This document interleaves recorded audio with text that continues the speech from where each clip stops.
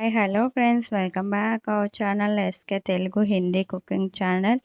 ఈరోజు మన ఛానల్లో రెసిపీ వచ్చేసి రొయ్యల పులావ్ ఎలా చేసుకోవాలో ఈ వీడియోలో చూపించిన ఫ్రెండ్స్. ఈ వీడియోని లాస్ట్ వరకు చూడండి, ఎలా అనిపించిందో కామెంట్ చేయండి. ఇప్పుడైతే వీడియో స్టార్ట్ చేద్దాం.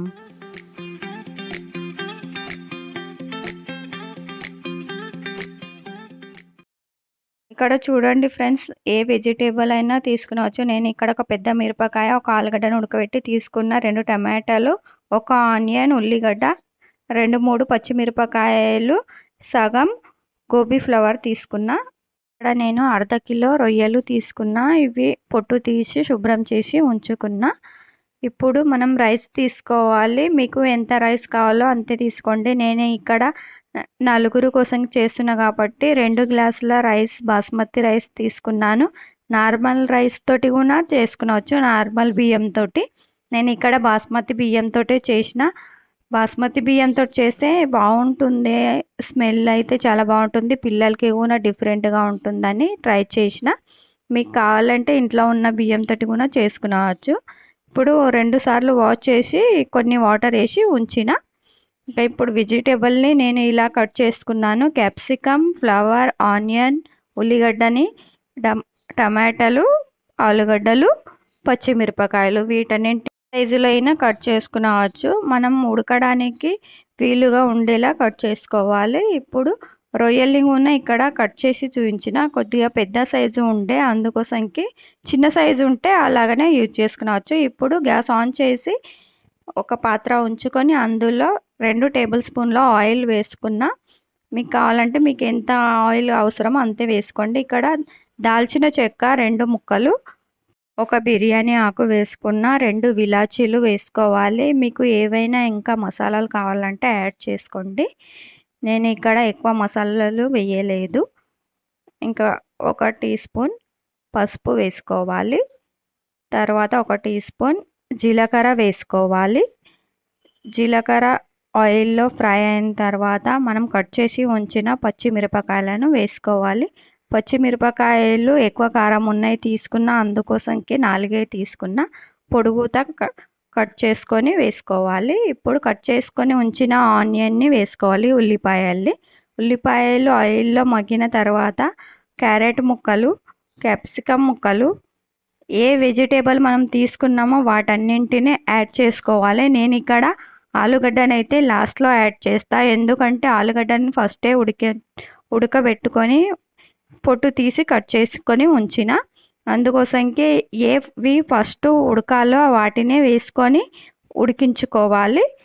ఇవి కొద్దిగా ఉడకడానికి టైం పడుతుంది, ఆలుగడ్డ కూడా టైం పడుతుంది, అందుకోసంకే నేను ఉడికించే తీసుకున్నా. ఇందులో కొద్దిగంతా ఉప్పు వేసుకొని ఈ వెజిటేబుల్లో ఉడికించుకోవాలి. ఈ వెజిటేబుల్ ఉడికేటప్పుడు ఉప్పు వేస్తే తొందరగా ఉడుకుతాయి, అందుగురించి ఉప్పు కొద్దిగంతా యాడ్ చేసుకున్న. ఉప్పు అయితే చూసి యాడ్ చేసుకోండి. ఇప్పుడు మూత ఉంచి ఒక 5 నిమిషాలు ఉడికించుకున్న తర్వాత టమాటాను యాడ్ చేసుకుంటున్నా. టమాటా ముక్కలు సాఫ్ట్గా అయ్యే వరకు ఉడికించుకోవాలి. ఒక 2-3 నిమిషాలు అయితే మూత ఉంచి అలాగనే వదిలేస్తే సాఫ్ట్గా అవుతాయి. ఇప్పుడు మనం బంగాళాదుంపలు, ఆలుగడ్డలని వేసుకోవాలి. తర్వాత రొయ్యలని వేసుకోవాలి. రొయ్యలు మీకు ఎక్కువ క్వాంటిటీలో ఉంటే ఎక్కువ క్వాంటిటీలో తీసుకోండి, ఇంకా చాలా బాగా వస్తుంది రొయ్యల పులావ్.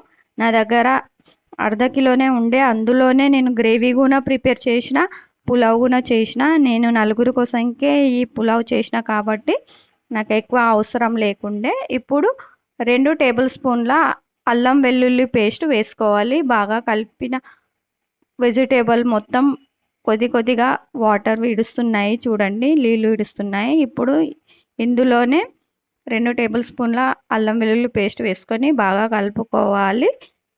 మూత ఉంచి ఒక 2 నిమిషాలు అలాగా వదిలేసి తర్వాత మనం తగినంత కారం పొడి వేసుకోవాలి. నేను ఇక్కడ ఒక పెద్ద స్పూన్ కారం పొడి వేస్తున్నా. 1 teaspoon vegetable garam masala వేస్తున్నా. 1 టీ స్పూన్ బిర్యానీ మసాలా వేసుకున్నా.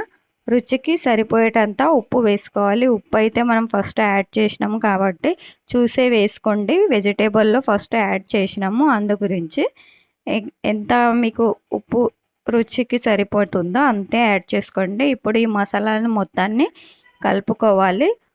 కలిపిన తర్వాత ఒక 5 నిమిషాలైతే మూత ఉంచి అలాగనే వదిలేయాలి. తర్వాత ఉడికిన తర్వాత ఇప్పుడు మనం నానబెట్టి ఉంచిన బాస్మతి రైస్‌ని వేసుకొని బాగా కలుపుకోవాలి. ఈ రైస్ ఫస్ట్ అయితే నానింది కాబట్టి మనకి నీళ్ళు ఎక్కువ అవసరం లేకుంటది.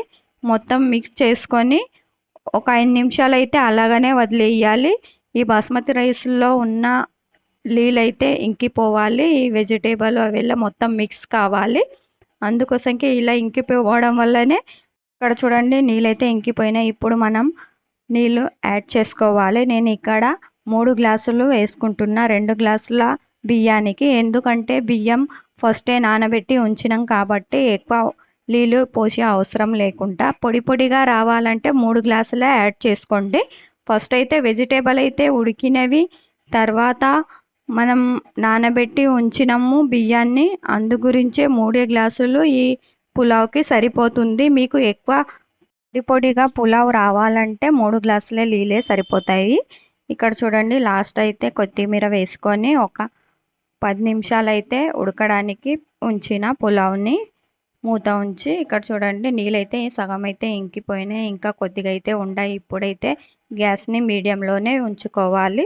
ఈ నీళ్ళు ఇంకిపోయే వరకు ఈ నీళ్ళు మొత్తం ఇంకిపోయే వరకు స్టవ్‌నైతే మీడియంలోనే ఉంచాలి. మూత ఉంచి ఉడికించుకోవాలి ఇప్పుడు పులావ్‌ని. రొయ్యల పులావ్ మీరు కూడా ఒకసారి ట్రై చేయండి. ఇలా చాలా బాగుంటుంది. పొడి పొడిగా రావాలంటే తక్కువ వాటర్ యాడ్ చేసుకోండి. నీళ్ళు ఇంకిపోయే వరకు బియ్యాన్ని వేపుకోండి వెజిటేబుల్‌లో. ఇక్కడ చూడండి పులావ్ అయితే రెడీ అయింది. మొత్తం ఒకసారి కలుపుకొని మళ్ళీ ఒక 2, 3 నిమిషాలు మూత ఉంచి అలాగనే వదిలేయాలి. స్టవ్ ఆఫ్ చేసుకొని ఫ్రెండ్స్ ఈ రొయ్యల పులావు ఇప్పుడైతే రొయ్యల సీజన్ వచ్చింది కాబట్టి ఒకసారి మీరు కూడా ఈ రొయ్యల పులావ్‌ని ట్రై చేయండి. మనకి ఎక్కువ పల్చగా కావాలంటే కొద్దిగా నీళ్ళు ఎక్కువనే యాడ్ చేసుకోవాలి. ఇక్కడ చూడండి ఒక ప్లేట్‌లో సర్వ్ చేసి మీకు చూపిస్తాను. చూడండి ఫ్రెండ్స్ ఎంత పొడిగా ఎంత టేస్టీగా వచ్చినాయి. చాలా బాగా వచ్చినాయి. మా పిల్లలు చాలా ఇష్టంగా ఈ పులావ్‌ని తిన్నారు. ఇప్పుడైతే శ్రావణ మాసం స్టార్ట్ అయ్యే ముందల ఒకసారి అయితే చేసుకొని తినండి ఈ రొయ్యల పులావ్‌ని. రొయ్యల పులావ్ చూడండి ఎంత పొడిగా వచ్చిందో, ఎంత కలర్‌ఫుల్‌గా వచ్చిందో. మీరు ఎప్పుడు ట్రై చేస్తున్నారో, మీకు ఎలా కుదురుతుంది ఈ రొయ్యల పులావ్ నాకు కామెంట్ బాక్స్‌లో కామెంట్ చేయండి. రొయ్యల పులావ్ రెసిపీ నచ్చినట్లయితే లైక్ చేయండి, షేర్ చేయండి. ఎవరైనా కొత్త వాళ్ళు నా ఛానల్‌లో విజిట్ చేసినట్లయితే సబ్స్క్రైబ్ చేసుకోండి నా ఛానల్‌ని. నెక్స్ట్ రెసిపీలో మళ్ళీ కలుద్దాం ఫ్రెండ్స్. అంతవరకు bye. Thank you for watching.